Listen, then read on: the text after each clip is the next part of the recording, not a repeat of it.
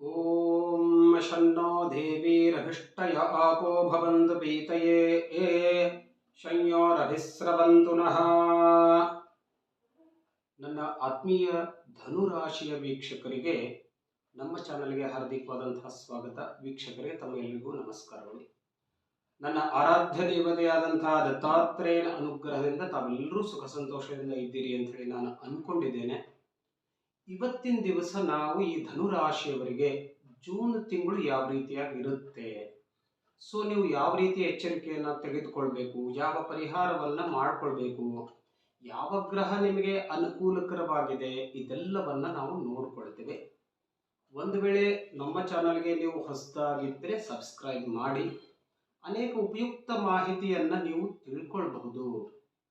ಕುಜ ವಿಷಯದ ಮಾಹಿತಿ ಬೇಕಾ ಅಥವಾ ವಾಸ್ತುವಿಗೆ ಸಂಬಂಧಪಟ್ಟಂತ ಮಾಹಿತಿ ಬೇಕಾ, ಇದೆಲ್ಲವನ್ನ ನಮ್ಮ ಚಾನಲ್ನಲ್ಲಿ ನೀವು ತಿಳ್ಕೊಳ್ಳಿಕ್ಕೆ ಖಂಡಿತವಾಗಿಯೂ ಸಾಧ್ಯತೆ ಇದೆ. ಸೊ ಅದನ್ನ ನೋಡ್ಕೊಳ್ಳಿ. ನೋಡಿ, ಮೊದಲು ಈ ಧನುರಾಶಿಯವರಿಗೆ ಜೂನ್ ತಿಂಗಳಲ್ಲಿ ಈ ಗ್ರಹಗಳು ಯಾವ್ಯಾವ ಭಾವದಲ್ಲಿ ಅಥವಾ ಸ್ಥಾನದಲ್ಲಿ ಮುಂದುವರಿಯುತ್ತೆ ಅಂತ ಅನ್ನೋದನ್ನ ಮುಖ್ಯವಾಗಿ ತಿಳ್ಕೊಳ್ತೇವೆ. ಮೊದಲನೇದಾಗಿ ರಾಶಿಯ ಅಧಿಪತಿ ಅಂದ್ರೆ ಧನುರಾಶಿಯ ಅಧಿಪತಿ ಯಾರು ಅಂತ ಹೇಳಿದ್ರೆ ಗುರು ಇರ್ತಾನೆ. ಸೊ ಗುರು ಈಗ ನಿಮಗೆ ಪಂಚಮ ಸ್ಥಾನದಿಂದ ಮೇ ತಿಂಗಳು 6ನೇ ಸ್ಥಾನಕ್ಕೆ ಬರ್ತಾ ಇದ್ದಾನೆ. ಸೊ ಮೊದಲನೇ ಮಾತು ಅಂತಂದ್ರೆ ನಿಮಗೆ ಗುರುಬಲ ಮುಗಿದೋಯ್ತು. ಈಗ 6ನೇ ಗುರು ಪ್ರಾರಂಭ ಆಗಿದ್ದಾನೆ ಅಂತಂದ್ರೆ ಅಷ್ಟೊಂದು ಯಾವುದೇ ಕೆಲಸದಲ್ಲಿ ಗುರುಬಲ ನಿಮಗೆ ಇರೋದಿಲ್ಲ. ಇದನ್ನ ನೀವು ಎಚ್ಚರಿಕೆ ವಹಿಸತಕ್ಕದ್ದು. ಇದನ್ನ ವಿಚಾರ ಮಾಡಿ ವಿಶೇಷವಾದಂತಹ ಕೆಲಸಗಳನ್ನ ಮಾಡಬೇಕು ಅಂತಂದ್ರೆ ಇದನ್ನ ವಿಚಾರ ಮಾಡಿ ಮುಂದುವರಿಯಿರಿ. ಇನ್ನು 4ನೇ ಸ್ಥಾನದಲ್ಲಿ ಅಂದ್ರೆ ಮೀನ ರಾಶಿಯಲ್ಲಿ ರಾಹು ಕೂತ್ಕೊಂಡಿದ್ದಾನೆ. ಸೊ ಅವನು ಚತುರ್ಥ ಸ್ಥಾನದಲ್ಲಿ ಮುಂದುವರಿತಾನೆ. ಸುಖ ಸ್ಥಾನ ಅಂತ ಹೇಳ್ತೇವೆ. ದಶಮದ ಮೇಲೆ ಅವನ ದೃಷ್ಟಿ ಇರುತ್ತೆ, ಸಪ್ತಮ ದೃಷ್ಟಿ ಅಂತಂದ್ರೆ ಇಲ್ಲಿ 2 ಸ್ಥಾನಗಳು ಬಾಧಿತವಾಗಿರುತ್ತೆ. ಒಂದು ಸುಖ ಸ್ಥಾನ ಮತ್ತು ಉದ್ಯೋಗ ಸ್ಥಾನ ಬಾಧಿತವಾಗಿರುತ್ತೆ. ಅಂದ್ರೆ ಸುಖ ಸ್ಥಾನ ಅಂತಂದ್ರೆ ನಿಮ್ಮ ಮನೆಗೆ ಸಂಬಂಧಪಟ್ಟಂತಹ ವ್ಯವಹಾರಾದಿಗಳು, ಕುಟುಂಬ ಸೌಖ್ಯನೂ ಕೂಡ ಅಂತ ಅನ್ನಬಹುದು. ಅದರಲ್ಲೂ ಕೂಡ ಒಂದಷ್ಟು ಅಡೆತಡೆಗಳು ಬರುವ ಸಾಧ್ಯತೆ ಇರುತ್ತೆ. ವಿಶೇಷವಾಗಿ ಉದ್ಯೋಗ ವ್ಯಾಪಾರದಲ್ಲೂ ಕೂಡ ರಾಹುವಿನ ದೃಷ್ಟಿ ಇರುವುದರಿಂದ ಅನಾವಶ್ಯಕವಾದಂತಹ ಜಗಳ ಕಿರಿಕಿರಿಗಳು ಇರುವಂತಹ ಸಾಧ್ಯತೆ ಕೂಡ ಇರುತ್ತೆ ರಾಹುವಿನ ದೃಷ್ಟಿಯ ಪರಿಣಾಮದಿಂದ. ಸೊ ಹಾಗಾಗಿ ಇದು ರಾಹುವಿನ ದೃಷ್ಟಿ ಆಯಿತು. ಇನ್ನು ಪಂಚಮದಲ್ಲಿ ಸ್ವರಾಶಿಯ ಕುಜ ಇದ್ದಾನೆ. ಸ್ವರಾಶಿಯಲ್ಲಿ ಅಂತಂದ್ರೆ ಮೇಷರಾಶಿಯಲ್ಲಿ ಇರೋದ್ರಿಂದ ಒಂದಷ್ಟು ಒಳ್ಳೆಯ ಫಲಗಳನ್ನು ಕೂಡ ನಿಮಗೆ ಕುಜ ನಿಮಗೆ ಕೊಡ್ತಾನೆ. ವಿದ್ಯಾಭ್ಯಾಸದಲ್ಲೂ ಕೂಡ ಅಥವಾ ಯಾವುದಾದ್ರೂ ಕಾಂಪಿಟೇಟಿವ್ ಎಕ್ಸಾಮ್ಗೆ ನೀವು ಪ್ರಿಪರೇಷನ್ ಆಗ್ತಾ ಇದ್ರೂ ಕೂಡ ಅಲ್ಲೂ ಒಂದಷ್ಟು ಅನುಕೂಲಗಳನ್ನು ನಿಮಗೆ ಕೊಡ್ತಾನೆ.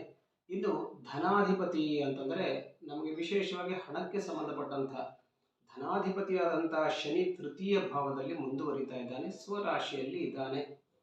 ಸೊ ಬಂಧು ಮಿತ್ರರಲ್ಲಿ ಯಾವುದಾದ್ರೂ ಒಂದಷ್ಟು ಧನ ಒಂದು ವೇಳೆ ಸಿಗಿಬಿದ್ದಿತ್ತು ಅಂತಂದ್ರೆ ಬರ್ತಾ ಇಲ್ಲ ಅಂತ ಅನ್ಕೊಂಡಿದ್ರೆ ಅದು ಬರುವಂತಹ ಸಾಧ್ಯತೆ ಇರುತ್ತೆ. ಆದರೆ ಧನಾಧಿಪತಿ ಶನಿ ಇರೋದ್ರಿಂದ ಹಣದ ಒಂದು ಆವಕ ಅಂತ ನಾವೇನು ಹೇಳ್ತೇವೆ ಅಂದ್ರೆ ಹಣ ಬರೋ ಹಾದಿ ಏನಿದೆ ಅದು ಸ್ವಲ್ಪ ಮಟ್ಟಿಗೆ ನಿಧಾನವಾಗಿರುತ್ತೆ.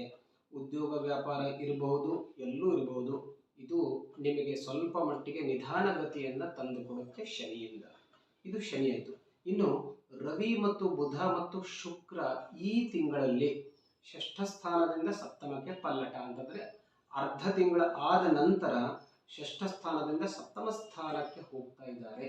ಸೊ ಸಪ್ತಮ ಸ್ಥಾನದಲ್ಲಿ ರವಿ ಬುಧ ಶುಕ್ರ ಮುಂದುವರಿತಾರೆ. ಸಪ್ತಮಾಧಿಪತಿ ಬುಧ ಇರೋದ್ರಿಂದ ದಾಂಪತ್ಯ ಜೀವನ ಸುಖಮಯವಾಗಿರುತ್ತೆ.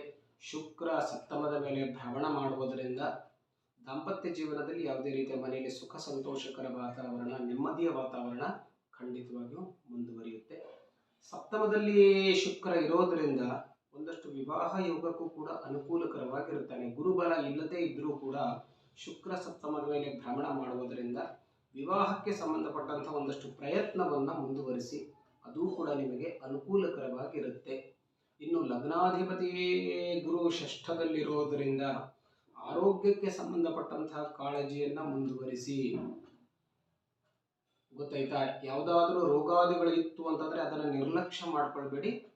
ಕೂಡಲೇ ವೈದ್ಯರನ್ನ ಸಂಪರ್ಕಿಸಿ ಅದಕ್ಕೆ ಪರಿಹಾರವನ್ನ ಮಾಡ್ಕೊಳ್ಳಿ. ಲಾಭಾಧಿಪತಿ ಶುಕ್ರ ಇರ್ತಾನೆ. ಲಾಭಾಧಿಪತಿ ಶುಕ್ರ ಸುಮಾರು ಜೂನ್ 14ನೇ ತಾರೀಕಿನ ನಂತರ ಸಪ್ತಮ ಸ್ಥಾನಕ್ಕೆ ಬರೋದರಿಂದ ನವಪಂಚಮ ಯೋಗವನ್ನು ಲಾಭಕ್ಕೆ ಮಾಡ್ತಾ ಇದ್ದಾನೆ. ಸೊ ವ್ಯಾಪಾರದಲ್ಲೂ ಕೂಡ ಉತ್ತರಾರ್ಧ ಅಂತಂದರೆ ಜೂನ್ನ ಉತ್ತರಾರ್ಧ ನಿಮಗೆ ಒಳ್ಳೆಯದಾಗಿರುತ್ತೆ. ಯಾವುದಾದ್ರೂ ವಿಶೇಷವಾದಂಥ ಖರೀದಿ ವ್ಯವಹಾರಗಳಿದ್ದರೆ, ದೊಡ್ಡ ಪ್ರಮಾಣದ ಖರೀದಿ ವ್ಯವಹಾರಗಳಿದ್ದರೆ ಅದನ್ನು ವಿಚಾರ ಮಾಡಿ ಮುಂದುವರಿಯಿರಿ. ಸ್ವಲ್ಪ ಮಟ್ಟಿನ ತೊಂದರೆ ಆಗುವ ಸಾಧ್ಯತೆ ಇರುತ್ತೆ. ವಿಚಾರ ಮಾಡಿ ಮುಂದುವರೆದಾಗ ಅಲ್ಲಿ ಯಾವುದೇ ರೀತಿ ನಿಮಗೆ ತೊಂದರೆ ಆಗದೇ ಇರುವಂಥ ಸಾಧ್ಯತೆ ಇದೆ. ಸೊ ಹಾಗಾಗಿ ಈ ತಿಂಗಳಲ್ಲಿ ನೀವು ಒಂದು ಗುರು ಜಪವನ್ನು ಮಾಡಿಕೊಳ್ಳಿ ಅಥವಾ ನೀವೇ ಮಾಡಿ. ರಾಹು ಜಪವನ್ನು ಕೂಡ ಈ ಸಂದರ್ಭದಲ್ಲಿ ಮಾಡಿಕೊಳ್ಳಿ. ಅಂದರೆ ಉದ್ಯೋಗಕ್ಕೆ ಸಂಬಂಧಪಟ್ಟಂಥ ತೊಂದರೆ ಖಂಡಿತವಾಗಿಯೂ ನಿವಾರಣೆ ಆಗುತ್ತೆ. ಈ ಎರಡು ಗ್ರಹಗಳ ಒಂದು ಆರಾಧನೆಯನ್ನು ನೀವು ಮಾಡಿದ್ದಾದರೆ ಈ ಮಾಸ ನಿಮಗೆ ಖಂಡಿತವಾಗಿಯೂ